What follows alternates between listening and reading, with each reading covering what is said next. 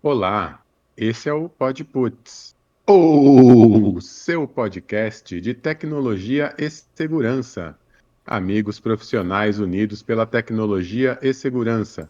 Meu nome é Heitor, trabalho na área de segurança da informação e está no ar mais um Node. Esse é o nono episódio da quarta temporada do PodPuts. Está aqui comigo meu amigo Bruno. Salve, Bruno. Tudo bem com você? Boa noite, Heitor. Boa noite, ouvintes. Tudo bem, sim. Vamos lá para mais um episódio com mais conteúdo, né, Heitor? É isso aí. Amigos, abram o Windows, mas fechem as portas, o Node está no ar. Antes de começar, queria mandar um abraço para o Rafael, ele esteve com a gente falando de redes, ele casou esse final de semana, então eu queria mandar aí felicidades para o casal Ah, Natiele e felicidade, Rafael. meus Lembra dele, parabéns. Bruno? Lembro sim. Você tem alguma dica aí para quem casou agora? Erro já foi feito, né? O que adianta falar agora? É, agora é tarde, mas vamos seguir. Hoje a gente vai falar sobre car hacking. Aí a pessoa mais desavisada pode pensar: que história é essa? Dá para hackear carro? Sim, é possível. No final do ano passado, saiu uma notícia falando de um grupo de pesquisadores de segurança que descobriu falhas críticas no portal dos concessionários da Kia. Tá, e aí? Era grave? Bom, essas falhas, elas permitiam os agentes maliciosos não só localizar os carros, mas também roubá-los e todos os carros fabricados após 2013, e só precisava da placa do veículo.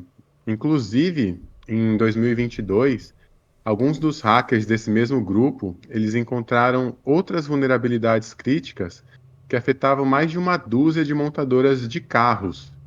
Essas vulnerabilidades, elas permitiam que esses agentes maliciosos pudessem localizar, desativar, destravar, ligar o carro, tudo isso remotamente. E o detalhe é que afetava mais de 15 milhões de veículos, era muita coisa. Tinha Ferrari, BMW, Rolls-Royce, Porsche e outras montadoras também. Então, olha o tamanho da brecha. A gente fala agente malicioso, pesquisador de segurança, porque depende do lado que a pessoa tá. Se a pessoa for bem intencionada, é pesquisador. Mas no fundo, todo mundo é hacker, né, Bruno? Tá certo, Heitor. Todo mundo é hacker. Mas, cara, é muito carro e muita vulnerabilidade. Imagina tu tá dirigindo e daqui a pouco alguém assume remotamente o controle do carro. Que perigo. Sim, essas notícias são Parece assustadoras, até coisa né? de Quanto filme, mais né? parece, era coisa que a gente via em filme mesmo, mas agora está na nossa realidade. E é assim, né? Quanto mais avança a tecnologia, mais a gente precisa testar, corrigir os problemas. A gente vai criando problemas que não existiam antes. Olha que legal. É um trabalho sem fim. E acontece com qualquer sistema, né? O carro também é assim. Esses carros modernos, eles estão conectados, são todos automatizados. Tem carro com a própria rede de internet, tem carro com ADAS, que é a sigla para Sistema Avançado de Assistência do Condutor. E esse sistema ele serve para um monte de coisa, né? Ele pode ser atualizado, ele receber novas funções, ele consegue frear o carro, avisar um monte de coisa para o motorista. Só que isso vai gerando esses perigos, né? Outra coisa que tem no carro é a central de entretenimento, também dá para você desbloquear ali, fazer algumas coisas. Cada tecnologia dessa pode ser alvo de um ataque. E por isso que é importante, a gente fala bastante aqui de tecnologia e segurança, tem que testar tudo. O objetivo desses testes é melhorar a segurança. Então a gente mitiga esses riscos cibernéticos para proteger os consumidores. Como você falou, se está dirigindo lá, alguém invade o carro, é um problemão, né? Aí toda essa superfície de ataque a gente testa para evitar algum problema que pode ser até fatal, né, Bruno? Agora, Heitor, seguindo essa linha de raciocínio do teu parágrafo, se tu parar pra pensar, eu não vou nem pegar os carros de luxo, tá? Eu vou só nos carros, vamos dizer assim, medianos. Os carros hoje em dia, eles têm câmeras internas que focalizam o motorista. Se, tipo assim, se o motorista dormir e ele lê que o olho do motorista fechou, o carro liga o pisca-alerta e estaciona. Isso é legal. Mas se um Sim. carro desses que tem um sistema de conexão dentro, que tem um sistema de câmera dentro, como o Heitor falou, é hackeado, quem tá dentro tá vulnerável. Daqui a pouco tá sendo filmado e nem sabe. Sim, é realmente para isso que a gente tenta encontrar esses problemas, né, Bruno, para corrigir antes que seja tarde, mas você tem razão. Sim, aí o E cara, por como que a exemplo, tá gente. levando. Vamos pegar um exemplo hipotético. O cara tá levando a amante no carro, vai ser filmado. E aí, como é que tu vai justificar que não? Olha, você já foi por um lado aí que eu não tinha pensado, eu estava pensando Então. mais na parte técnica. Esse problema eu vou deixar para pensar depois, porque agora eu quero falar para os nossos queridos ouvintes sobre o que que a pessoa tem que saber para conseguir fazer esses testes, que é um campo bem legal, né? Pode ser que Uhum. alguém aí se interesse. A primeira coisa é estudar o protocolo CAN, CAN. É uma sigla para Controller Area Network. E o protocolo CAN é a espinha dorsal da comunicação interna desses veículos mais modernos. Você tem que entender, tem que saber manipular essas mensagens CAN desse protocolo. E ele é fundamental para entender como que os módulos do carro interagem. Aí você tem algumas ferramentas tipo Canalizer, tem umas linguagens específicas tipo Candela. Elas ajudam a interpretar as mensagens desse protocolo. E como que funciona, né? No começo é bem difícil, no meio parece que está no começo, mas no final, se você dedicar muito, dá certo. Bruno, você já pensou em aprender o protocolo CAN? A linguagem é Candela. Tem essa Tá, linguagem. foi inventado por um americano. Isso aí não foi criado por brasileiro, com certeza. É, o nome não faz muito sentido, né, pra gente. Cara, nunca tinha nem ouvido falar pra te dizer se eu pensei em aprender. É uma linguagem que, olha, essa eu não conhecia. Só o Heitor mesmo pra ter esse tipo de conhecimento. Não, mas se você consegue, se você tiver interesse, Bruno, eu tenho certeza que você que sempre consegue aí sucesso em tudo que você faz, seria um nicho aí para você explorar também. Tem outra coisa que é bom estudar, que é a engenharia reversa. Ah, essa é Esse boa. muita gente já ouviu falar, né? A gente tem que saber para poder mexer ali no firmware automotivo. Olha o nível que a gente está chegando. A gente quer entender o firmware do carro por engenharia reversa. Aí, como você falou, parece coisa de filme, mas não é impossível. O carro, ele tem esse firmware e você pode aplicar essa engenharia reversa nele para ver como funciona. No pior das hipóteses, você não vai conseguir nada, mas vale a pena tentar. Porque, se der certo, vai te permitir explorar como o software interage com o hardware. Aí você pode encontrar as falhas. É uma parte complicada, você vai precisar mexer ali com depuradores, com analisadores binários. É quase que entrar na Matrix. É bem interessante. Você que gosta, Bruno, já pensou ver as letrinhas verdes saindo ali do carro? Então, eu achei muito interessante. Tipo assim, tu fica no carro, em vez de tu ficar ouvindo uma música no rádio, tu abre o teu note, conecta no carro e começa a hackear o carro. Sabe, me lembrou até uma cena que tem no filme Velozes e Furiosos, que eles estão em Nova York, que a mulher começa a hackear os carros eletrônicos e jogar eles das garagens. Pois é. É bem legal essa parte. E assim, a gente está falando aí o que que vale a pena aprender. Tem uma outra coisa, Bruno, que chama RTOS, que é uma sigla para Sistemas Operacionais de Tempo Real.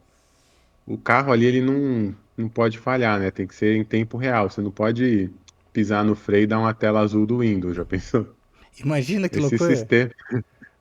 Não tem como, né? Esses sistemas do RTOS, eles estão presentes no controle das unidades eletrônicas do veículo, que são as chamadas ECUs.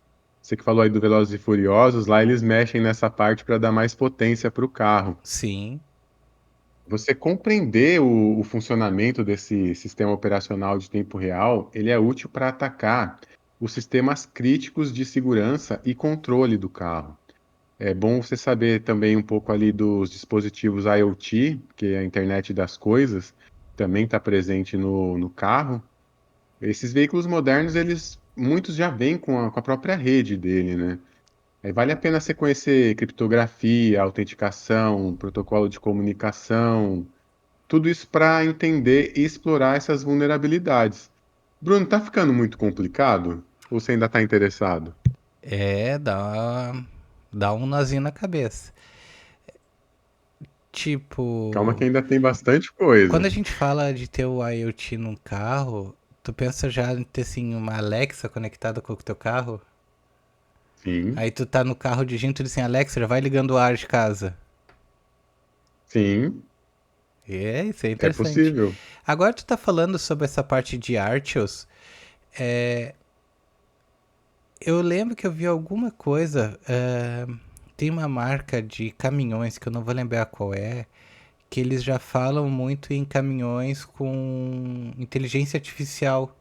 Então a cabine do caminhão, ali o que a gente chama de cavalo, ele é só o motor e uma CPU. Não tem espaço nem para pessoas. E ela é toda baseada nisso que tu falou, de sistemas operacionais em tempo real. Sim. Isso aí aparece naquele filme do Logan, você assistiu? Do Wolverine? Tem uns caminhões lá que dirigem sozinhos, uma parte aparece. Verdade. Aí, Bruno, a gente fala aí de explorar as vulnerabilidades, mas quando a gente fala isso, é uma prova de conceito, tá? É um ambiente controlado, a gente tem que reportar a falha quando encontra, para essa falha ser corrigida. Não é nada assim para botar ninguém em risco, né? Igual no caso da Kia, que eu falei no começo, as falhas elas foram descobertas em 11 de junho de 2024, elas foram reportadas, foram corrigidas pela montadora depois que elas vieram aí para a grande mídia, para a notícia. Além de permitir o controle remoto do carro pelo portal web, essa falha também vazava dados, vazava nome, número de telefone, e-mail, endereço físico, tudo que o proprietário tinha cadastrado lá vazava com essa falha. Por sorte, quem descobriu foi o grupo de pesquisadores, eles trabalham como bug hunters, que são aquelas pessoas que reportam as falhas, recebem uma recompensa por isso. A gente falou com a Ana no outro episódio, ela trabalha com isso também, é uma parte bem legal. Mas se fosse um agente malicioso, podia ser um desastre, né? Com Por isso que é certeza. importante fazer. A gente faz esses testes, conhecer essas normas, saber a regulamentação de segurança, como que funciona no meio automotivo, trabalhar sempre com ética. Isso aí é muito importante. E sempre que encontrar aí uma falha, reportar para que ela seja corrigida, para que alguém mal intencionado não encontre antes, né, Bruno? É verdade. Como tu falou aí, que a gente semana passada conversou com a Ana, pra quem não ouviu, quando o Heitor fala de bug out, é pessoas que realmente trabalham, ganham dinheiro fazendo exatamente isso, explorando vulnerabilidades e apresentando essas para as empresas para ser corrigidas. É o nosso famoso chapéu branco, né, Heitor? Sim, eu estou insistindo muito nessa tecla porque é muito perigoso, Bruno. Se a pessoa não tiver ética e tiver esse conhecimento, é um problemão. Então a gente quer aí conscientizar as pessoas para o lado que tenta corrigir os problemas antes que eles virem um problema maior. Aí, beleza. Você estudou tudo o que precisava, mas aí você vai precisar de um hardware para testar o carro. Igual o Bruno falou, você liga lá o notebook. Mas não é só o notebook que dá para ligar, né? Tem várias opções. O mais básico aí para quem quer começar é uma interface OBD2. Esse OBD é de Onboard Diagnostics, ou seja, ele faz um diagnóstico on-board do carro. Essa interface ela é a porta de entrada para acessar o protocolo CAN do veículo. Tem um aparelho, ele chama Elm 327. Ele vende baratinho na China, se você procurar lá, você acha. Ele permite conectar o celular na rede do carro por Bluetooth. E é bem barato, é bem fácil de usar. Tem uns adaptadores que chamam CAN bus, com saída USB para você ligar no notebook, ele facilita aí o que você sugeriu, Bruno. Tá, até E aí também tudo você que tu pode ligar. falou, as oficinas mecânicas tem igual, né? Porque eles Tem, têm que ter eles têm diagnóstico para do carro. diagnóstico. Sim, o carro ele meio que sabe o problema que está acontecendo e consegue apontar o código de falha, de vários problemas já cadastrados, né? Então é para isso que serve, mas a gente consegue usar um pouquinho além disso. Se tiver aí paciência, você consegue. E se quiser também, Bruno, olha que legal, você compra um Raspberry Pi, um Uhum. Arduino, essas coisas você consegue ligar no carro. Tem outros dispositivos, tipo SDR, que é o Cara, o que que software não roda definido com por Arduino? rádio. O que nesse mundo não roda com Arduino? Ele serve para muita coisa, né? Uma placa aí que veio para democratizar essa prototipagem, é bem legal. Não tá tão barato igual tava ultimamente, mas esse aí é papo para outro episódio, não É. vamos entrar nesse detalhe. Aí eu queria falar também dessas antenas SDR, que elas conseguem interceptar, analisar as comunicações sem fio do carro. Mas tem comunicação sem fio? Lógico que tem. O seu controle remoto, você consegue até ligar o carro remotamente. Igual você falou do ar-condicionado, você já consegue deixar o carro ligado pelo celular ou pela própria chave. Quando você chega lá, o ar já está geladinho, é uma maravilha.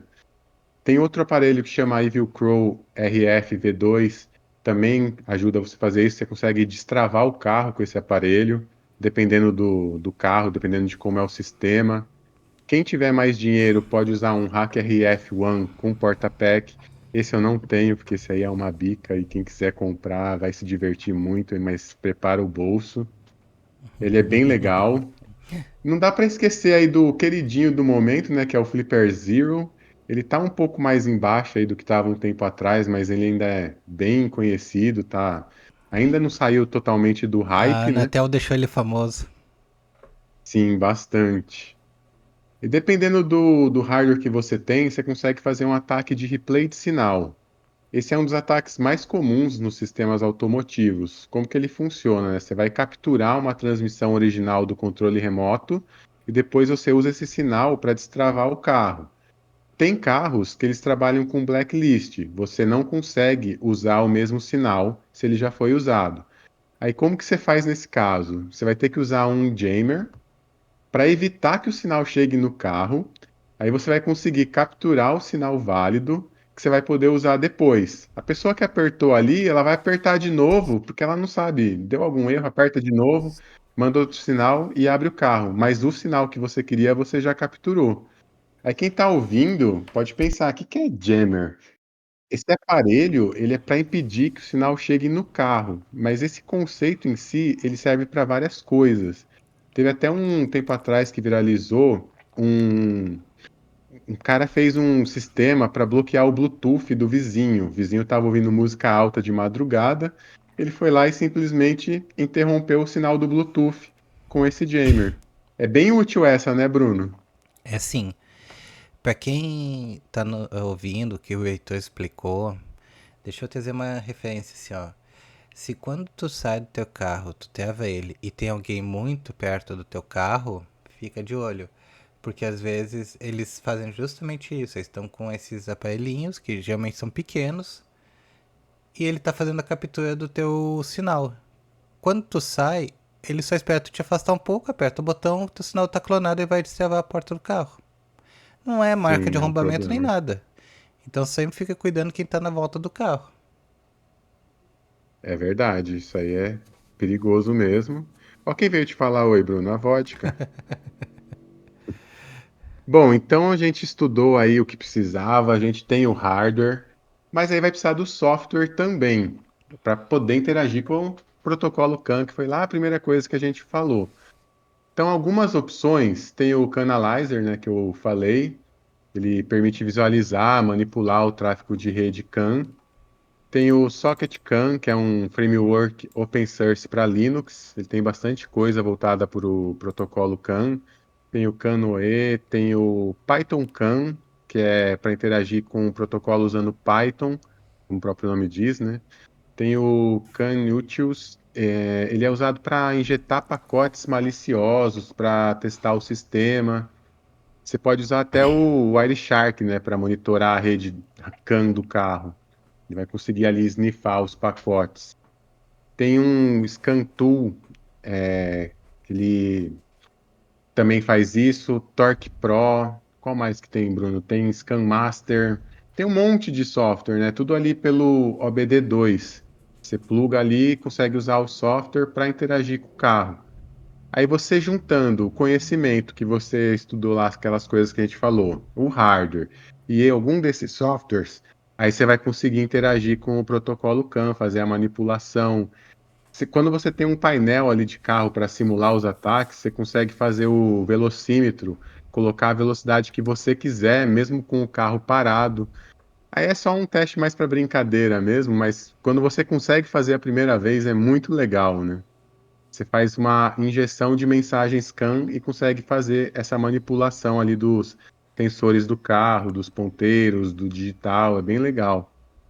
Você pode tentar desativar algum sistema crítico no ataque, igual a gente falou, você desativa o freio, por exemplo, remotamente, já pensou? Esse é um problemão, né? Por isso que a gente fala ambiente controlado, aí um painel de carro, não um carro mesmo, para ninguém morrer aí nesses testes, né? A ideia é que ninguém sofra com os testes. O pesquisador ele vai sofrer enquanto não dá certo, né? Vai bater a cabeça ali, mas faz parte do desafio.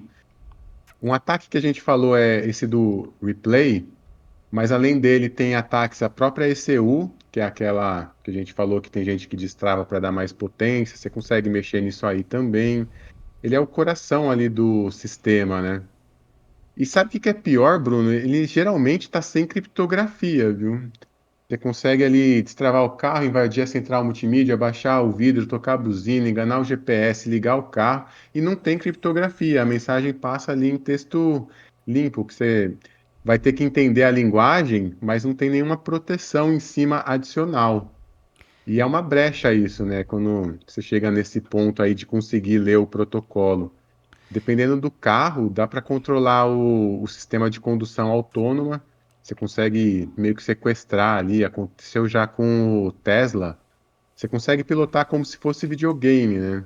Tem alguns relatos de casos assim, a pessoa remotamente controlando o carro. E é por isso que você não compra o Tesla, né, Bruno? Com certeza. Heitor, depois de ouvir tudo isso que tu falou, eu cheguei à conclusão que muito mais vale a pena é tu começar a pensar em comprar aquele Opala 6 caneco com motor carburado, sem central eletrônica, que só depende da gasolina e deu. É verdade, o cara pode soltar uma bomba de EMP aí que você continua andando, né? O carro não para. Só que você vai ter que casar aí com o dono do posto de gasolina, né? Porque gastava, hein? Ah, é. Já tem que ter sócio ali no carro. Sim. Bom, Bruno, o que eu tinha para trazer de car hacking é isso. Tem bastante espaço aí para quem se interessar por essa área. Você, o que que você vai trazer para a gente hoje? Então, Heitor, o que que eu vou trazer hoje? Bom, vamos hoje então, já que o Heitor falou de uma área aí muito que mescla um pouco realidade com ficção de filme, eu vou trazer uma outra área que também está nesse mesmo nível. Vamos mergulhar num tema bem futurista, talvez um pouco até assustador também. A conexão direta entre cérebro humano e máquina. Já imaginou, Heitor, controlar o computador só com o pensamento? Ou uma pessoa, por exemplo, que perdeu os movimentos voltar a andar com a ajuda de um chip no cérebro? Pois é, exatamente disso que hoje a gente vai falar. É a interface cérebro-máquina, também conhecida como BCI, ou seja, Brain Computer Interface. Legal, hein, Bruno? Isso aí é quase um poder do X-Men, hein? Então, quando eu tava vendo a explicação sobre isso, cara, todas as comparações é sempre com, tipo, o poder do Xavier, tipo aqueles de telecinese, é sempre que eles comparam. Pois é, tem tudo a ver. Bom, para começar, o que exatamente eu tô querendo falar? O BCI é uma interface cérebro-máquina que é uma tecnologia que permite que o cérebro humano se comunique diretamente com um dispositivo externo, como um computador, um braço robótico, um cursor. Tem basicamente várias formas de traduzir esses impulsos elétricos do cérebro em comandos que a máquina consegue entender. por exemplo, assim, existem dois tipos. Existe as interfaces invasivas, que são aquelas que vão ir diretamente no cérebro, ali no eletrodo do cérebro, e as não invasivas, que usam sensores colocados fora da cabeça. Que nem os famosos EEG, que é aqueles sensores que a gente coloca no peito para medir o eletrocardiograma, que a gente vê em filmes de hospital, em séries. Olha, Bruno, esse que vai aí na cabeça, tudo bem, mas o que vai dentro do cérebro ali, eu acho que é um pouco demais, viu? É, eu também acho, mas tem gente que quer, né? Bom, e apesar de ser algo assim bastante recente, né? A gente tá falando disso agora. Essa ideia, gente, ela já vem sendo estudada desde a época lá da década de 70. O que mudou nos últimos anos, com certeza, foi a questão do avanço tecnológico, que a tecnologia ela é exponencial, né? Ela de 90 para cá ela incrivelmente aumenta, principalmente na questão do processamento de dados e no tamanho, que diminuiu muito e que tem assim tornado cada vez mais esses experimentos precisos e principalmente funcionais.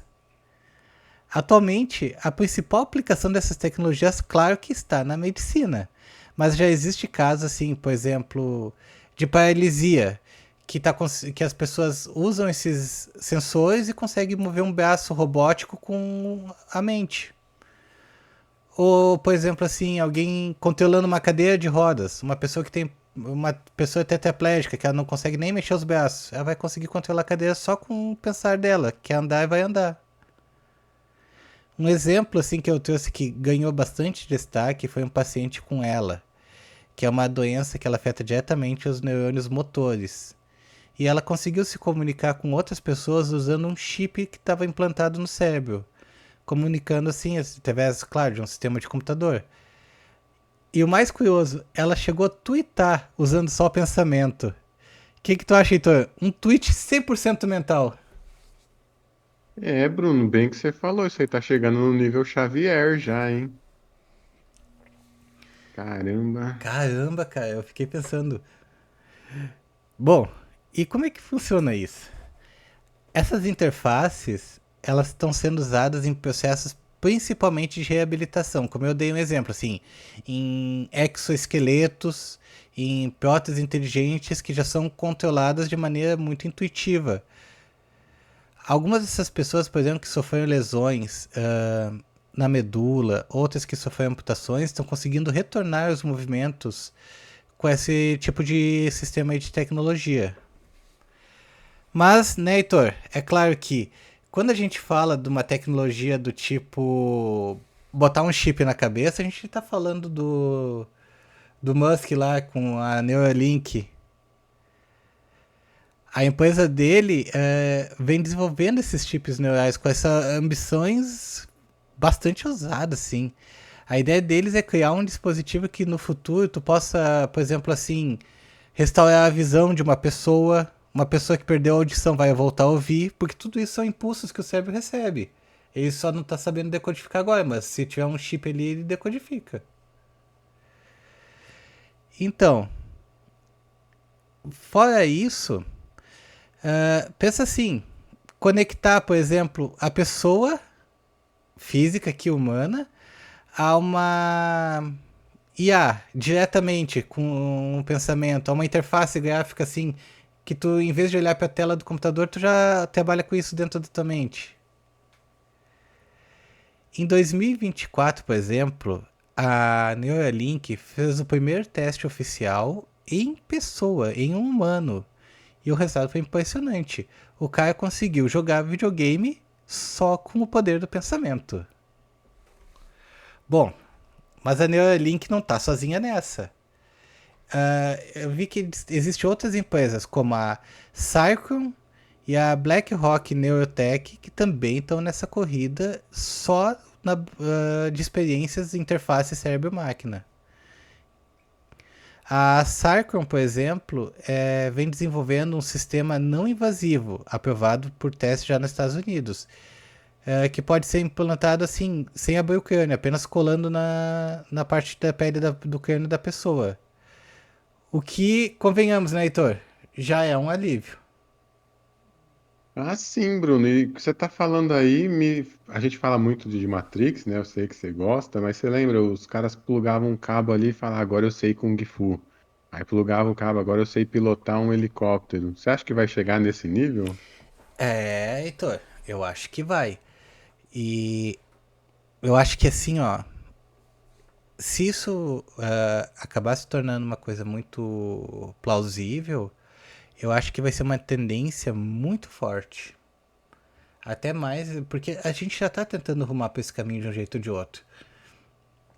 Um exemplo é os VR, né? Eles querem tapar a visão e tu enxergar o que tu quer ali dentro. Então, de um jeito ou de outro, a gente tá indo por esse caminho.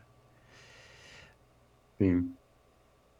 Bom, com tudo isso, também entra agora o que a gente tá começando a conversar aqui, né, Heitor? Que são as questões éticas. Até que ponto é seguro permitir que um chip tenha acesso no funcionamento do nosso cérebro? Por exemplo, será que no futuro alguém poderia ler a mente ou manipular os pensamentos? E atuar, Heitor, e se o sistema for hackeado, vai conseguir hackear direto o cérebro da pessoa? É, se dá para hackear o carro, dá para hackear a cabeça, pô. Então, vamos dizer assim, ó, hoje a gente fala que o único lugar que a gente tem um espaço só nosso é dentro da nossa cabeça. Que os nossos pensamentos são nossos, até a gente externalizar com palavras. E se eu tiver um chip lá dentro? Como é que eu vou garantir que o meu pensamento é só meu?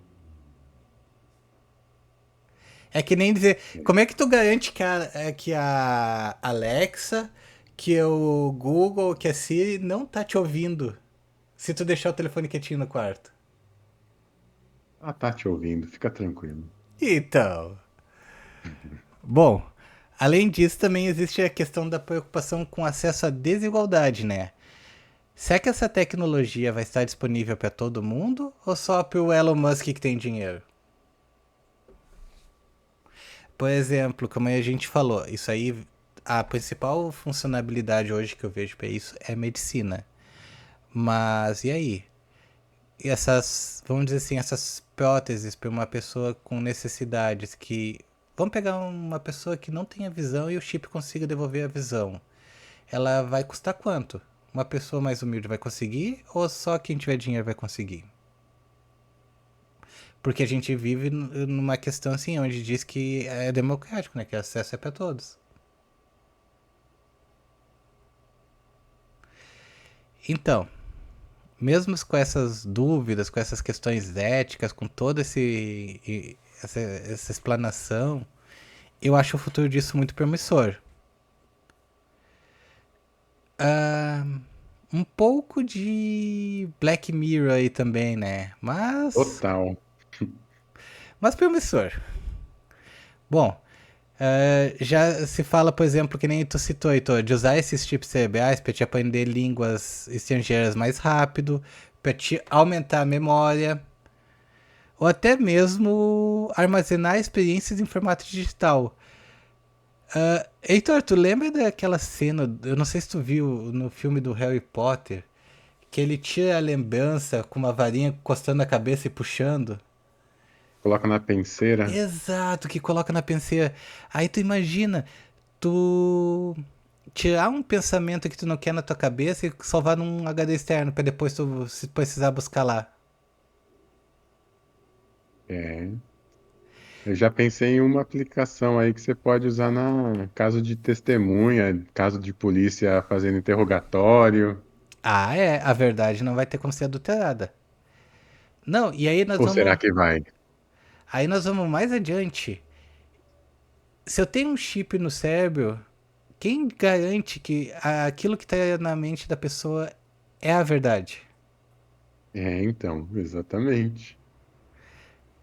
Bom, é claro que tudo isso que nós estamos conversando aqui ainda está em fase inicial, que ainda são dados só os primeiros passos, ainda tem muita coisa à frente. Mas os primeiros passos já foram dados. E aí, Heitor? Se pudesse usar um chip no cérebro pra aprender mais rápido, pra controlar tudo com a mente, tu usaria? E o que tu acha que vem pras próximas décadas aí? Olha, Bruno, no começo eu ia esperar alguém aí usar, ver que é seguro, mas eu não ia testar primeiro não, viu? Vai que frita o cérebro aí, dá ruim. Mas tomara que chegue aí e seja um sucesso, dê tudo certo. Vai ser bem legal ver essa revolução. Eu tava Você pensando acha aqui, que Heitor. você instalaria, Bruno? Então, eu tava pensando aqui, seguindo o que tu falou antes e o que eu trouxe agora, cara, qual é. Eu acho que a questão aqui não é nem se é possível ou não, mas é quanto tempo vai demorar pra acontecer. Das pessoas botar um eletrodo, vamos dizer, na parte externa do cérebro e dirigir o carro sentado sem usar as mãos. Só na interface gráfica ali na frente dele. Mas aí o carro dirige sozinho, Bruno, e pode ter certeza que ele dirige melhor que as pessoas, viu? Principalmente as que moram aqui perto de casa, que olha, tá difícil, viu? Tá assim, é. Tá complicado. Mas é isso então, Bruno. A gente está chegando no final do episódio de hoje. A gente falou bastante coisa. Eu gostaria de ouvir as suas considerações finais. Bom, então, falamos bastante coisa mesmo. O Heitor deu uma aula aí sobre car hacking, que a gente. Aposto que muita gente nem sabia que existe esse termo. E agora sabe que existe, que é viável. E eu trouxe um pouquinho mais aí do que. Será que vem pro futuro? E o futuro que nós vamos ainda tá aqui, Heitor? É, a gente vai estar aqui, vamos ver essa revolução, Bruno. Então é isso. Eu agradeço aos amigos profissionais unidos pela tecnologia e segurança. Obrigado pela audiência e diz aí, já fizeram o backup hoje? Valeu! Valeu.